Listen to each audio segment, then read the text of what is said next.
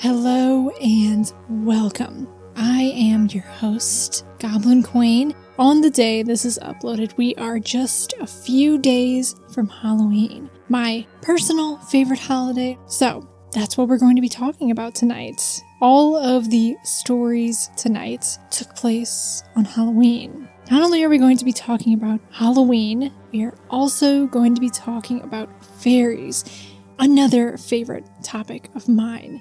Fairies and Halloween have a long history together. We'll go into that tonight. So we will read some stories, some from Reddit, some from the Fairy Census, maybe from some other sources as well. And I'm also going to read from a couple of books because we're going to go into, of course, some folklore and some history. But of course, that will all come in between first-hand paranormal experiences. So, let's get started. We are going to start with the paranormal subreddit, and this one was submitted by a singular bean.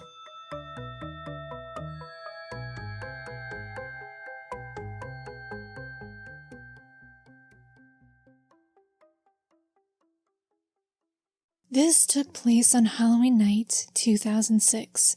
I was 14 at the time and spending the night at my friend Heather's house, along with 2 other friends. We were all going to spend the evening trick-or-treating in Heather's neighborhood. Heather had 3 siblings there as well, including her brother Eli. Eli was the annoying younger brother who had a crush on me, and anytime we would have sleepovers there, he would go into my things and steal my clothing, or whatever he could get his weird hands into. This is relevant to the story, I promise. Heather, Eli, and another sister all had their bedrooms in the basement. Eli and the other sister's rooms were at the end of a hallway past Heather's room, which was midway down the hall to the right. Everyone got into their Halloween costumes and makeup and started to gather in the front yard of the house. I'm outside and realize I forgot my trick-or-treat bag. I got ready in the sister's room, so I ran back into the house to go grab my bag. I rushed downstairs down the hall and past Heather's room.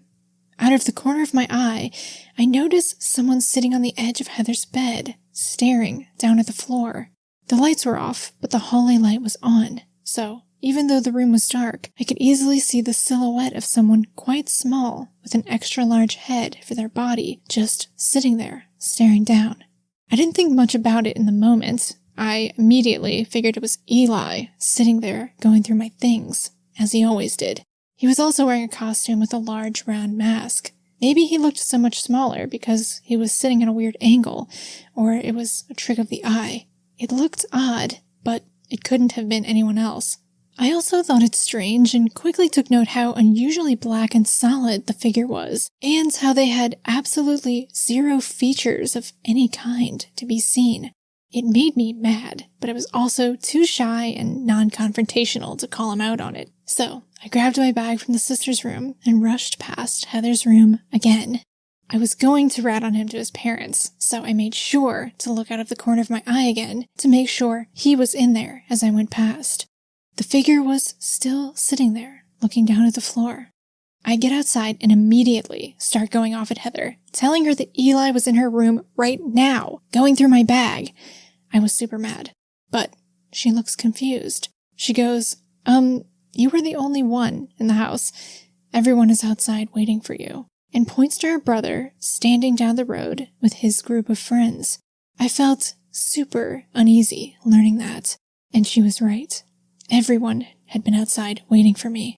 There was no way it could have been him inside. He would have had to run past me out of the same door. And I know I saw someone or something sitting on her bed.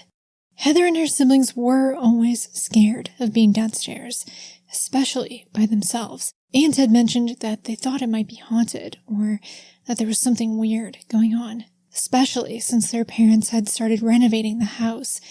They noticed a lot more activity around that time.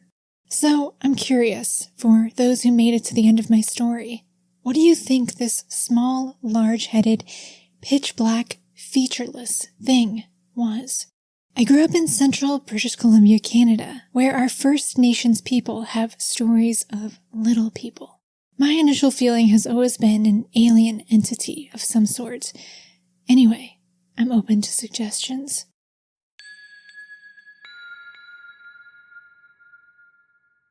Very creepy Halloween story.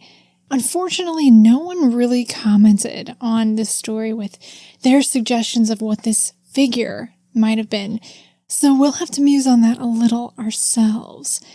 The witness said they always felt it was an alien. I wonder if that is due to the figure seeming to have an overly large head, as depictions of short-statured gray aliens so often do.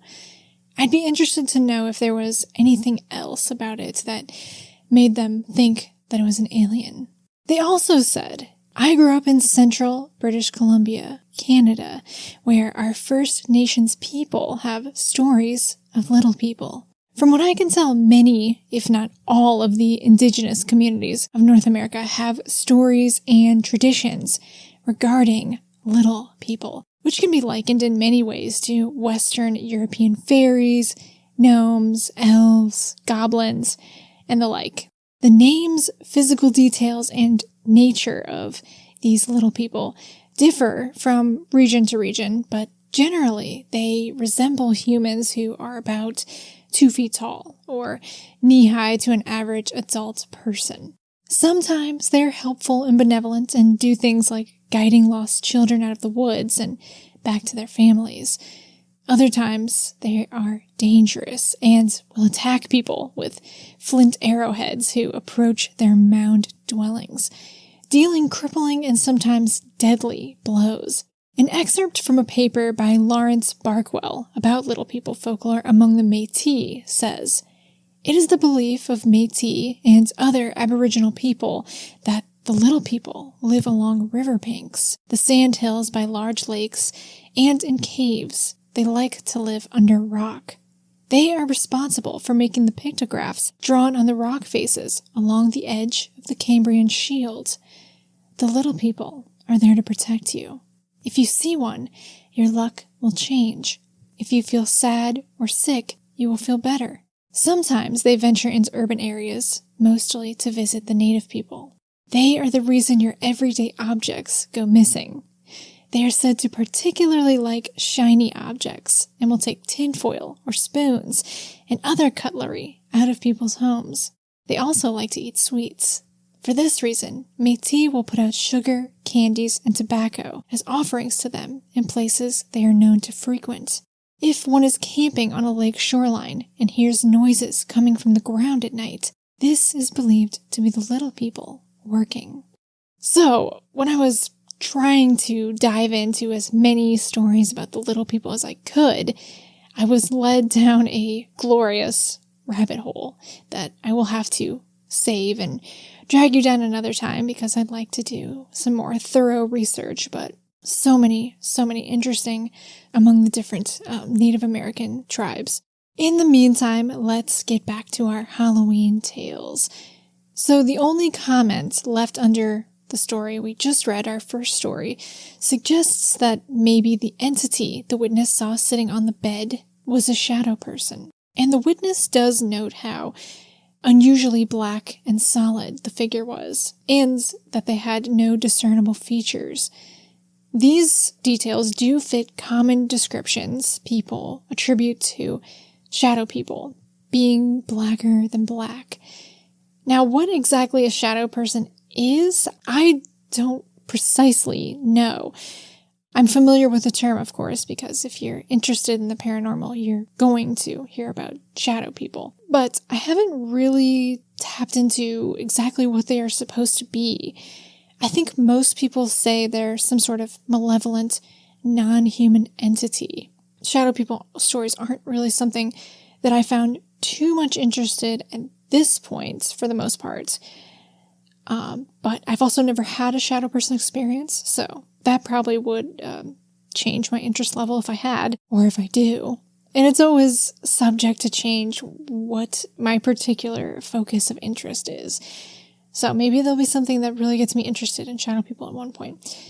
Let me know if you have any personal musings or ideas or experiences with shadow people. And also, this person said they're open to suggestions about what this entity was that they saw. So let me know what you think. Was it a fairy? Was it an alien? Shadow person? Something else? Let's read some more stories, shall we? The next story, also from the paranormal subreddit, was submitted by Blue Skull, and it's called A Visitor on Halloween Last.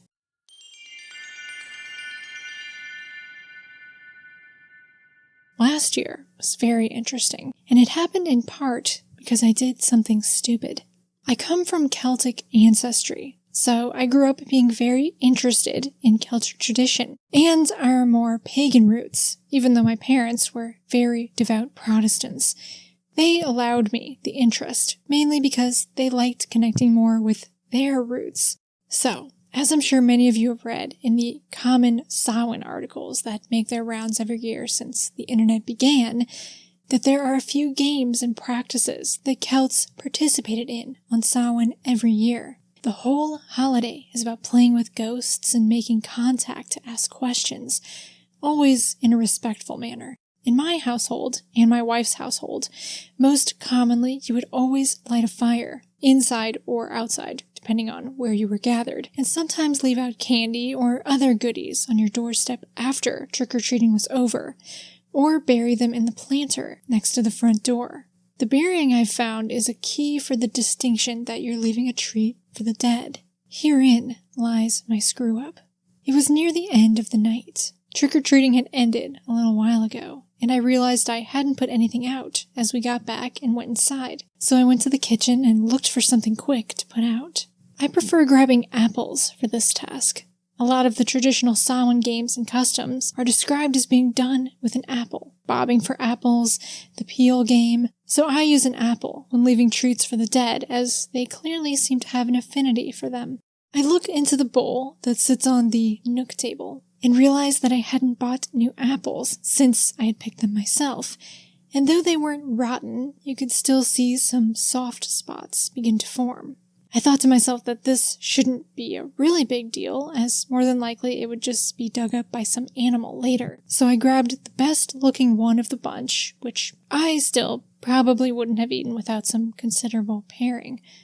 I stepped out the front door and down the stairs of my house, grabbed the gardening spade sticking out from one of my wife's planters, and scooped a quick hole out in the dirt next to the bottom stair, tossing in the apple and recovering it. I don't know why I still buried the thing. I should have just left it on the stoop, but it was done, so I went back inside and promptly forgot about it. Later that night, the kids were in bed, and my wife and I were watching Trick or Treat, our all-time favorite movie to watch Halloween night. It must have been near midnight when we hear 3 knocks on our front door. Our home is not a huge house, but it is a pre-Great Depression colonial, so it retains some key features that, though 100 years old, are more upscale features on new homes today. This includes our heavy wood front door and brass door knocker, which is quite loud. It's easy to overdo it when you use the door knocker. You can typically hear it from upstairs with minimal effort. The weird thing was that these knocks were not that typical, loud, resonant knock. They were even and just loud enough for us to hear from our spot near the foyer on the couch. The unusual quietness of the door knocker made the hair stand up on the back of my neck. My wife and I froze and looked at each other. Her level of belief is slightly higher than mine, though not by much, but she's still usually quick to explain things away. Still, it was a little too uncanny. "Do you think there's still any trick-or-treaters out?" she asked. It had been a mild Halloween compared with other years, so she was wondering, as was I, if any wayward trick-or-treaters had simply decided to try their luck on the way home. I had probably forgotten to turn off the porch lights. My first thought, if I'm being honest, was older kids more interested in tricks than treats. "Let's just ignore it," I said. "I'm not interested in answering that." As if in response to my statement, 3 more knocks came from the door, this time a little louder. I got up and went to the foyer quietly. I had a bit of the shivers now. My wife, who was also a little on edge at this point, whispered as loudly as she could behind me, "Tell me you aren't answering that door." I assured her I was just going to have a look. It's only 10 or so feet to the foyer from where we were seated by the fireplace and TV. I stepped into the foyer. I say foyer, but it's really just a small entryway with a coat closet and a door on each side. Useful as a kind of airlock during really hot or cold times of year, but most of the time, the door leading in just hangs open, as it was now. Right as I was crossing into the foyer, the knock sounded again, loudly. I jumped mid-step and then rushed up to the small eye-level window in the front door. There was no one standing there. The window doesn't offer great visibility, but with some maneuvering, it's possible to see the whole stoop in front of the door, which is what I was doing now. Nobody was there. If it were someone knocking and then running, I'd have probably caught them in the window to the left of the foyer entrance, or my wife would have seen them outside the living room window to the right. I quietly asked her if she had seen anyone run by. When she answered no, I said, "The only way there's someone there right now is if they're pressed up against the door." My wife quickly asked, "You aren't going to open it, are you?" "Absolutely not," I answered. I still had that feeling that something uncanny was going on, and whether that was a living person or not on the other side of the door, opening it was a bad idea. I went back and pressed my head into the windows on either side of the front room of the house to see if I could see anything on the front step against the doorway. I still couldn't see anything. I went back to the couch, relaxing a little. My wife was very suspicious of the knocks. She seemed to be leaning towards the visitor being not of the living, and told me as much, but we didn't have any knocks after that, and decided to call it a night after the movie ended. A few days later, my wife had been complaining about catching the slightest hint of a dead animal smell when arriving or leaving the house, and the last couple nights we had received phantom knocks at the door. The same light tapping of the door knocker. I had even opened the front door once to find no one there.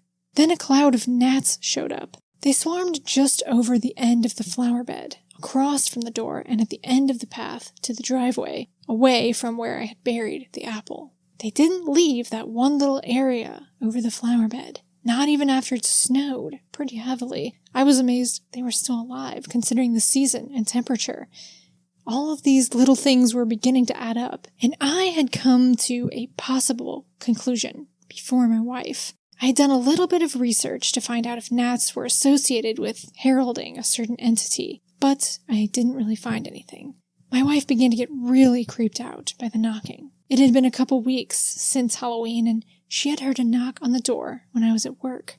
She asked me why I thought this was going on, and what I thought might stop it. I then told her I had buried the apple this year. I also told her, because it was bothering me a little now, that it was less fresh than I'd have liked. Let's say she was a little less than pleased to hear this. I assured her at this point that it was still a very edible apple, but this did not dissuade her from her outrage.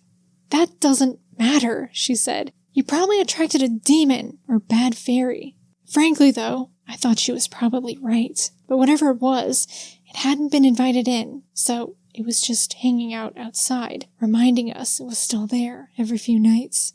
I dug up what was left of the apple and got rid of it. She immediately contacted a friend of hers, a Reiki master, to cleanse the house, which she did. The most interesting thing is that almost immediately after that, the cloud of gnats just disappeared. It's how we had decided we would know whether or not we were in the clear. And that was it. Never will I ever bury rotten fruit on Halloween again. I stick to just leaving out the candy bowl overnight these days.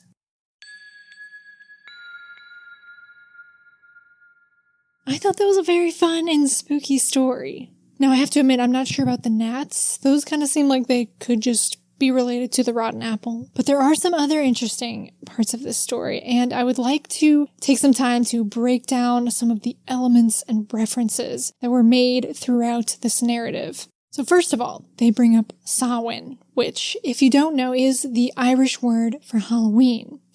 In pre-Christian Celtic Ireland, it marked the start of winter, which began on November 1st. Folklorist Jack Santino says, in the old Celtic calendar, Samhain was the high point, the most important festival of the year. The Gaelic name for Halloween is Wia Hauna, and in Welsh it's Nos Skin Calan Gaif. It's also called Hap Chune in the Isle of Man. In their story, Blue Skull says, the whole holiday is about playing with ghosts and making contact to ask questions, always in a respectful manner. The presence of ghosts was definitely a big part of Samhain. It was believed to be a night when the souls of the dead could walk the earth. In his book, The Hallowed Eve, Jack Santino interviews two men in Northern Ireland about the old Halloween parties of their youth. One man says, in Ireland and other places, possibly in Wales, maybe in Scotland, the Isle of Man, Halloween was also known as All Souls' Night. All souls were supposed to be out and about, the dead souls. The games, I think, all seem to hinge on ghosts. Another man says, oh yeah, All Souls. The games really did concentrate on the talk with ghosts. They were telling stories. The stories they would tell would be ghost stories. Frightening people, really. The kids would all love it because they would be screaming and frightened, pretending they were all terribly frightened. A lot of the Halloween traditions and games had divinatory purposes, such as girls finding out who they were going to marry, and finding out who was going to die the upcoming year. Also, they were just great fun. This was the biggest and most important social festival of the year. Here's what Marie Trevelyan has to say about it in her book of collected Welsh folklore and customs. Nos Skin Calan Gaif, All Saints' Day or All Hallows' Eve, was a time of much festivity in the Principality. In the days of old, it was attended by many superstitious rites and ceremonies. A huge log was thrown on the fire for purposes of heat and light. As a rule, the only illumination of the great farmhouse kitchen was that of the ruddy fire glow. All sorts of tricks were performed, and charms were tried. All kinds of games were the order of the evening. When the people were tired, they congregated around the old hearth and became attentive and sometimes scared listeners, while the aged grandfather or grandmother related fairy tales and ghost stories in the fire glow. In this passage, Marie brings up the importance of fire on Halloween, and Blue Skull mentions it in their story too, saying that his family always lit a fire on Halloween. And indeed, they had one going as the knocks were being sounded on their door. Part of the purpose of bonfires was to keep bad or malicious fairies at bay. Makes you wonder what would have happened if Blue Skull hadn't had a fire going that night. Other means to keep the fairies happy and at bay was to leave them food. Usually it was either left out on the table after dinner or on the front doorstep.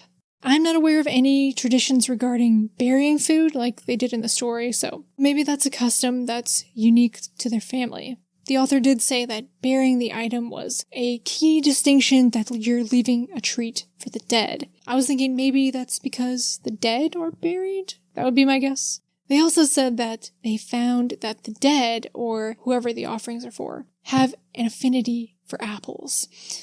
I can't speak to that, but apples were used a lot during Samhain festivities because they were one of the harvest foods of that time, along with nuts. So a lot of the games played incorporated apples, like bobbing for apples, which carried through to American tradition. I don't know if it really still goes on much today, but I remember it being a thing when I was a kid. Also, there was a game called the peel game, which was where you peeled an apple in one long, continuous strip, and then you threw the peel over your shoulder in the hopes that it would fall in the shape of a letter, which would be the first letter of your future spouse's name. So, in the story we read, Blue Skull and their wife heard mysterious, soft knocks on their door. 3 knocks at a time. A superstition I've explored in a previous video, which was called Harbingers of Death, is that 3 knocks on a door signifies a death soon to come. Luckily, it doesn't seem like that happened. However, there is another possible option. When they first heard the knocks on their door, they suspected that maybe it was trick-or-treaters. It was Halloween after all. Maybe they were right. The origins of trick-or-treating come from a practice in Ireland called rhyming, or sometimes mumming. where bands of children dressed in false faces, basically wearing a mask or something to conceal their face, and they would wear costumes and go from door to door. Not necessarily just on Halloween, but also on the days leading up to it, and they would perform for a treat from the homeowner. In my hometown, everyone is expected to tell a joke when they go to someone's house, something that I always thought was really annoying growing up, but I have a better appreciation for now that I know that it actually is pretty reminiscent of the origins of Halloween. And it makes sense that you should perform for a treat and not just, hold out your hand and get some candy. So the rhymers would perform music or skits, or, of course, would recite rhymes. Here's one of them that I found. Halloween knock, a penny, a stock. If you don't let me in, I'll knock, knock, knock. If you haven't got a penny, then a halfpenny will do. If you haven't got a halfpenny, then God bless you. I thought that one was particularly interesting given that in the story they hear 3 knocks on Halloween nights, and this rhyme says, if you don't let me in, I'll knock, knock, knock. In reward for their performances, the rhymers would get fruit, nuts, or sometimes money. This was in rural Ireland, so there wasn't a ton to go around, but the kids were happy with anything. Here's another cute but devious little rhyme. Here comes I, wee devil doubt, the worst wee devil that ever went out. It's money I want and money I crave. If you don't give me money, you'll go to your grave. And if you didn't give the rhymers a reward, a treat, or you didn't answer your door, they would just beat down your door, knock on your door, maybe rifle through your cabbage patch and grab a head of cabbage and throw it at your door. Nothing too terrible most of the time. Maybe a broken window, accidental fire, but nothing too sinister. Here's another passage from Jack Santino's The Hallowed Eve. A man from Malligan, County Derry, age 70, says that the rhymers saw themselves as representing the fairy tricksters thought to be roaming on that night, quote, pretending we were wee folk, end quote, an identification that validates the pranking and other license that the youngsters partake in. At the same time, they might rub salt and meal on their heads to protect themselves from real fairies. And really quickly, this last bit I just read is referring to a custom of rubbing a mixture of salt and dry oatmeal into a child's hair to protect them from being kidnapped by fairies on Halloween night. Quote, the American trick-or-treating custom is similar in this regard, insofar as people wear costumes that identify them with marginal, dangerous, and tricky creatures associated with Halloween, and thus they can behave in socially inverse ways. End quote. With that, I think we will move on to our next story. I am going to be reading now from the Fairy Census, which, if you don't know, is a collection of 500 first-hand encounters with fairies anonymously submitted and collected by folklore historian Simon Young. There are 2 of these now, and I'm going to read from the first census, which was published in 2018. We'll start off with a brief account. This one took place in New York State in the 1990s, when the witness was in their 30s, and the time was between midnight and 3 a.m.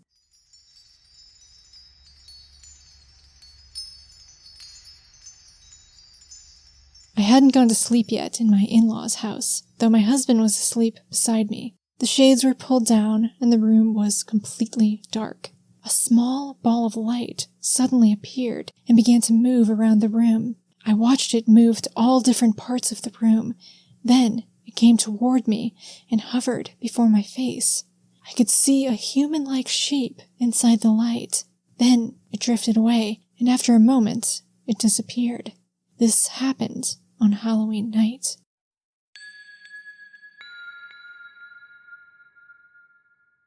Balls of light are pretty common when it comes to different paranormal phenomenon, be it ghosts or fairies or aliens or even Bigfoot. So this story makes me wonder, what details people who witness balls of light are missing when they don't see them up close. Because this one had a little figure floating inside it, and that's something that I don't think the witness would have seen unless it was up in their face, like it was. They also don't give a lot of details, and they do make a note that they could not see it clearly. The being, I'm guessing. There's a question on the form when you're submitting an account to the Fairy Census that asks, what made you think this was a fairy, as opposed to a ghost, alien, angel, or something else? To this, the witness responds, I guess it was the seeming curiosity of the creature that made me think it was a fairy.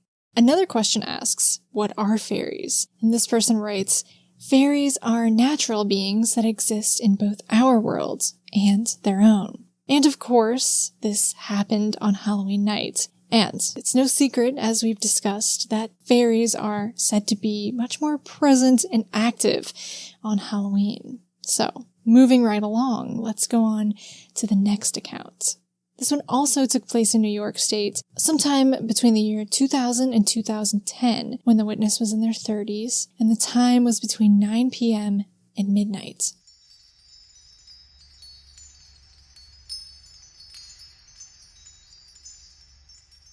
It was the night of Halloween.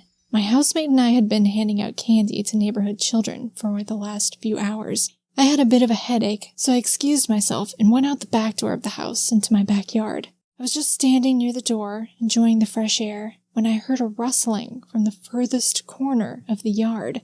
We don't go back there very often because it's got an odd sort of off feeling to it. It's overshadowed on 3 sides by tall trees, a tall fence, and the wall of our garage. Nothing we've tried to plant there ever grows, although the wildflowers seem to thrive. Before then, we just ignored that corner. We didn't even mow the lawn there. Anyway, I heard rustling in the leaves on the ground, which we didn't bother to rake either, and I thought a neighborhood cat was skulking around back there, so I walked over. It was dark, but there was enough light from the lamp over the back door that I could see 4 or 5 little shadow figures. They were like miniature people, about 2 feet tall, but composed entirely of darkness, darker than the surrounding shadow. There was another sound over my head, like a gasp. When I looked up, there were more of them in the trees and on the roof of the garage. They weren't shadows. They were 3-dimensional and moving around. I've never seen anything like them before or since. I don't remember what I thought or felt, but I ran back in the house. After a few minutes, I came back outside. They were gone, or at least I couldn't see them anymore. But I left them with some wine and food I had in the house. Apples, bread, nuts. Everything was gone the next morning, although I guess it could have been squirrels or rabbits. Were they fairies? I don't really know.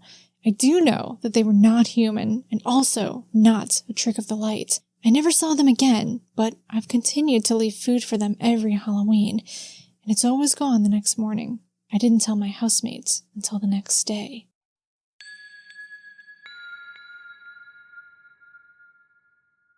To me, that story has just a great little spooky Halloween ambiance to it, and I felt like I could picture the setting and the atmosphere very, very well.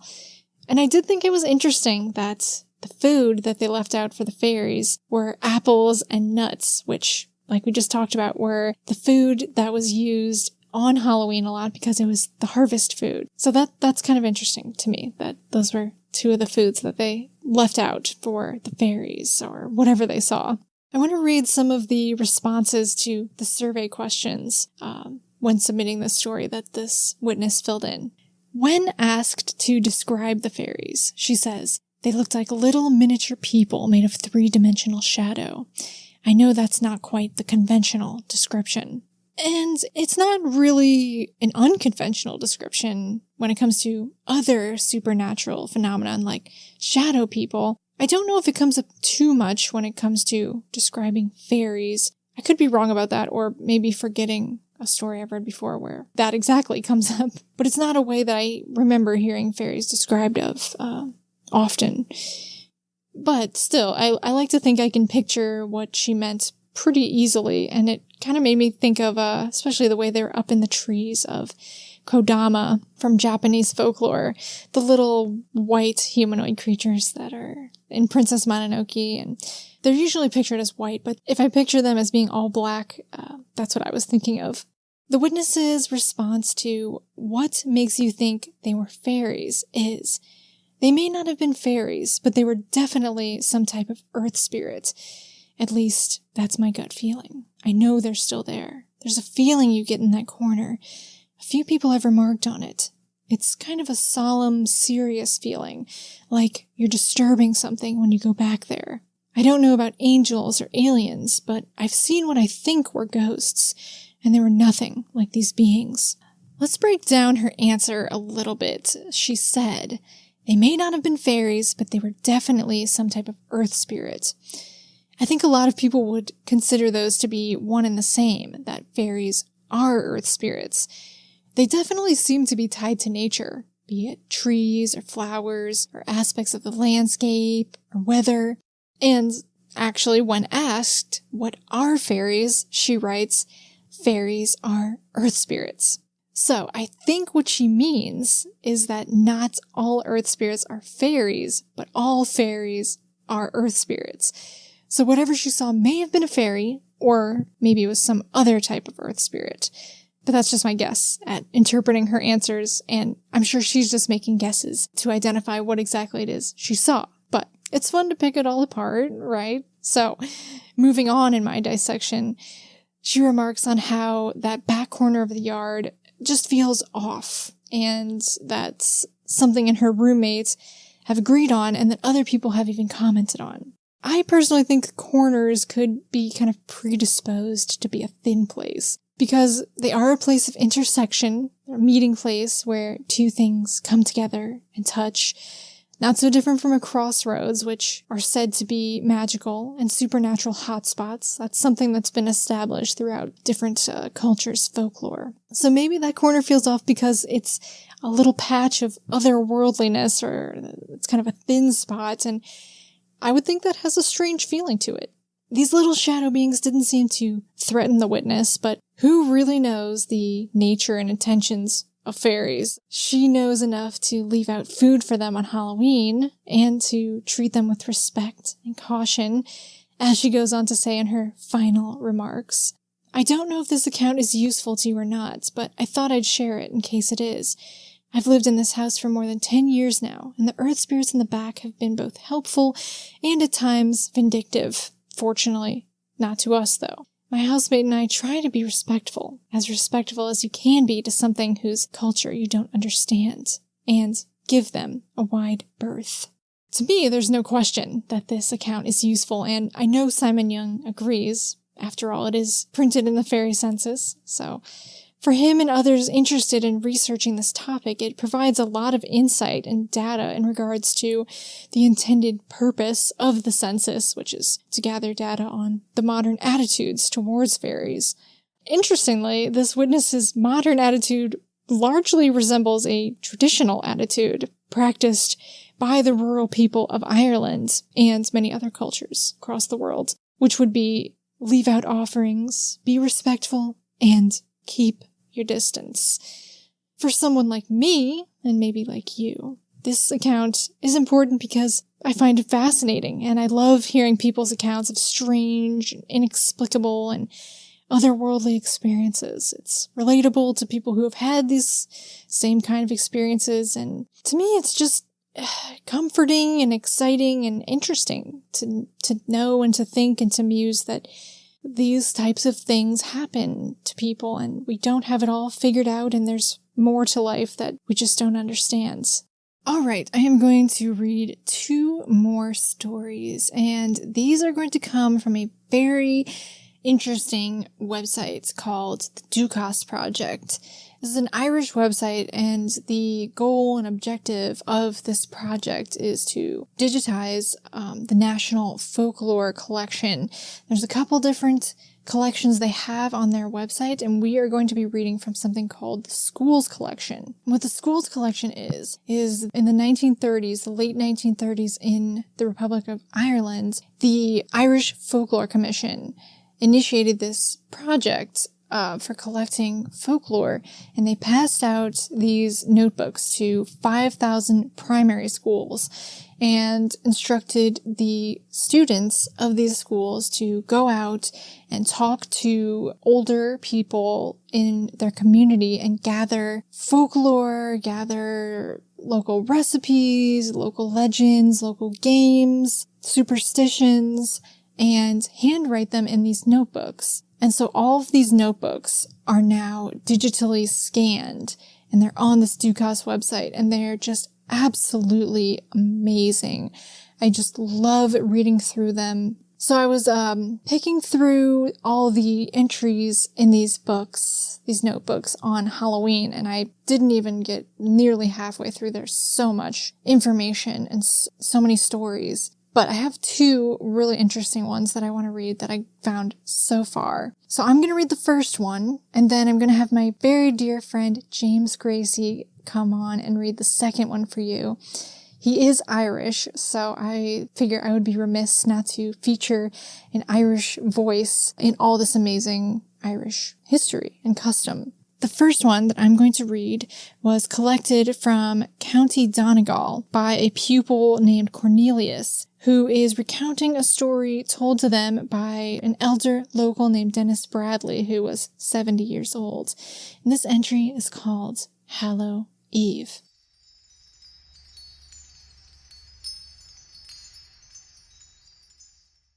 According to superstition, the fairies be out that night, and they would take you away with them if you were out at that evil time.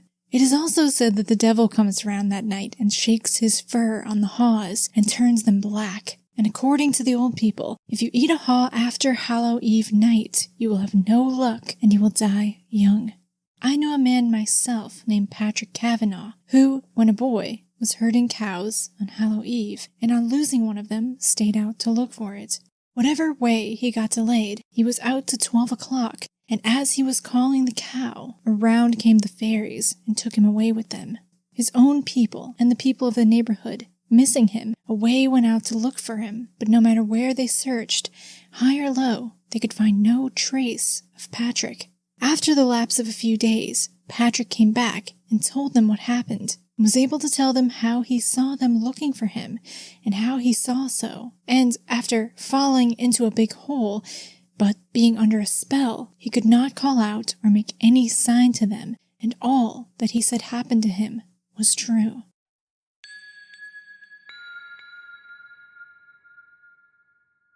So that is a real story about Halloween and the dangers of fairies and meeting the fairies on Halloween night. They did mention a little superstition about the devil coming around on Halloween night and shaking his fur on the haws, the berries of hawthorn bushes, so that if you eat these berries after Halloween night, you will have no luck and you will die young. This is a pretty common superstition about not eating fruit on trees or berries after Halloween night. And sometimes it says the devil spits on them. Sometimes it said the devil urinates on them.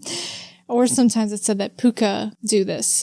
Puka, which is kind of like a goblin, very dangerous fairy in Irish folklore. That's a very common superstition about not eating fruit after Halloween night, and that's probably something to do with it being out of season after that time, I would think, and so you could probably get sick if you eat it.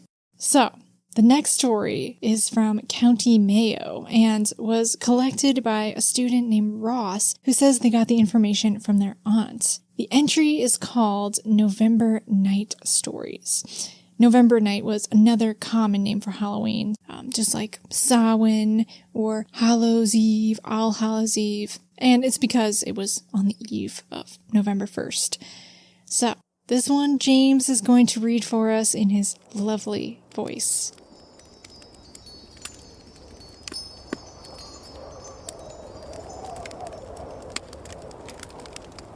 Some years ago, on November's night, a lot of girls gathered together in one house to play tricks, as this was the custom.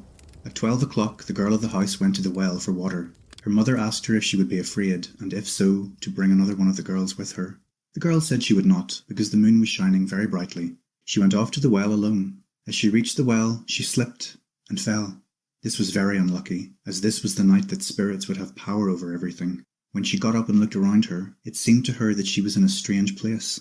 She stooped down for the can of water. When she had the can of water filled, she crossed the step, and as she crossed it, she saw a man standing beside her, dressed in white. She was very frightened, but she did not faint at first. The man asked her who she was and what she was doing there. The girl fainted, and when she came to herself again, he had disappeared. She came on another bit, and she had to then go through a wood. As she entered the wood, she heard some lovely music, and she listened and looked around every side of her, and she saw a great crowd standing at a blazing fire. Suddenly she was placed in the middle of the crowd. They did not speak a word, but they kept looking at her. The poor girl was very frightened, but she found she could not move. At last, a big man came up to her and asked her to dance, and she said she would. At that moment, a red-haired man passed by very close and whispered to her, "Do not dance, or you will never reach your home again." So, the girl refused to dance. This made the fairies very angry, and a fierce man stood up and said, "Whoever comes to us must dance with us." Just then, the red-haired man passed by again, and he touched her on the arm and led her out from the crowd. He then gave her a plant, a small piece of ivy, and told her to keep it until she would reach her home, and no one would dare touch her for as long as she held this plant. So she went off through the fields in the moonlight, and all the time she heard footsteps following behind her. At last she reached her home. She had just gone to bed when she heard the voices outside crying to her. "The power we had over you is gone, but wait till you come to us again. You will have to stay with us forevermore, and no one will be able to help you." The girl kept the magic ivy, and the fairies troubled her no more.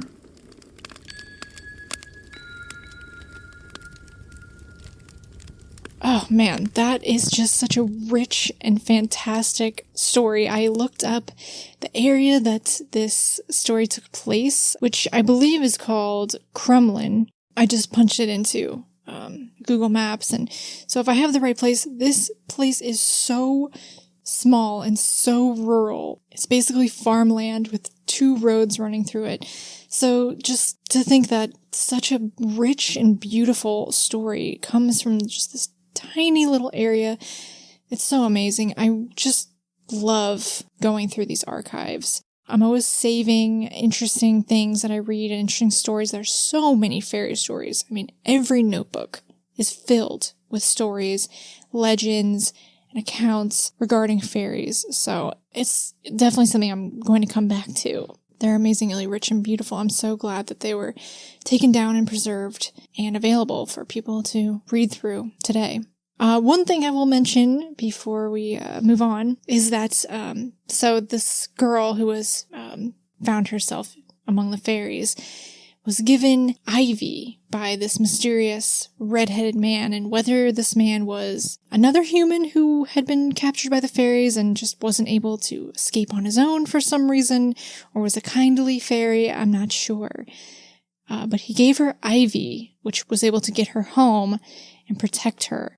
So I did find a couple mentions in folklore about ivy being protection against sorcery. Not really specifically with fairies, and there isn't really a lot of extensive reference and information I could find about that superstition. But I did think that was interesting, a little plant lore there.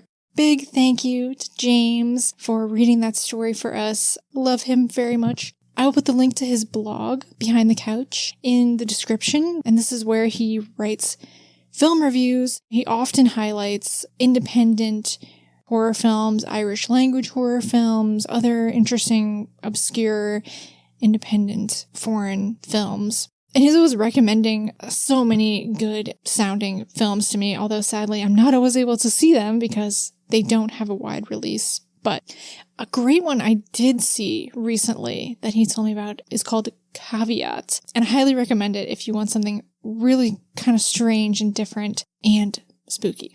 Definitely spooky. So thank you again, James. He pops up every once in a while on my videos and uploads. So it was a pleasure to have him.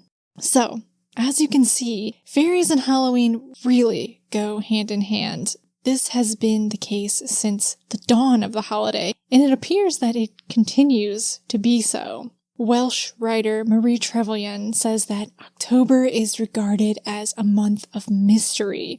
I love that. And I totally agree. There's just something about it. Always loved October, especially Halloween, but the whole month. Nowadays, I guess that's reinforced by the existence of Halloween and all the atmosphere that implies. But surely Halloween, Samhain, No Skin Calangaif, and all the other iterations of the holiday were known as spirit days for some reason. That brings us to the end, and right about up to Halloween, which is just in a few days at the time of this posting. I hope you enjoyed the stories tonight and also enjoyed learning a bit of some of the customs and history surrounding this strange and wonderful holiday.